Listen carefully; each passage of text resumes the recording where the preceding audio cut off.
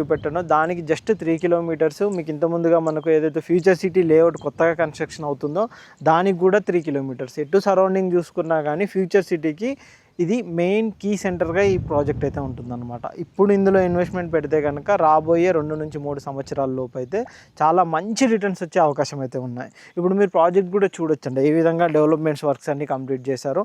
మీరు కనుక చూసుకున్నట్టయితే మొత్తం కంప్లీట్గా బ్లాక్ టాప్ రోడ్స్ కానీ ఏ దానికి సపరేట్గా ఉండే విధంగా మనకు అండర్ గ్రౌండ్ డ్రైనేజ్ వర్క్స్ కూడా కంప్లీట్ అయిపోయి electricity poles each and everything కూడా మొత్తం ప్రాజెక్ట్ డెవలప్మెంట్స్ అయితే ఫేజ్ 1లోనైతే కంప్లీట్ అయ్యాయి. ఫేజ్ 2 వర్క్స్ కూడా చాలా ఫాస్ట్గా అయితే మనకు జరుగుతున్నాయి అన్నమాట.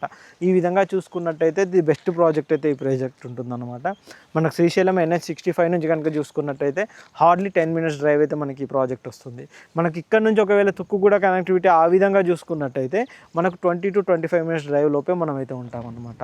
మనకి ఈ విధంగా ఎలా చూసుకున్నా కానీ మనకు ఓవరాల్ అన్నింటికి కనెక్టివిటీ ఇక్కడ నుంచి మనకు 13 కూడా చాలా నియర్ బై ఉంటుంది, 14 కూడా అదే 15, 20, 25 minutes డ్రైవ్ ఉంటుంది, 13 కూడా అంతే ఆల్మోస్ట్ 20, 25. మెయిన్ అడ్వాంటేజ్ కూడా ఇంకొకటి ఏంటంటే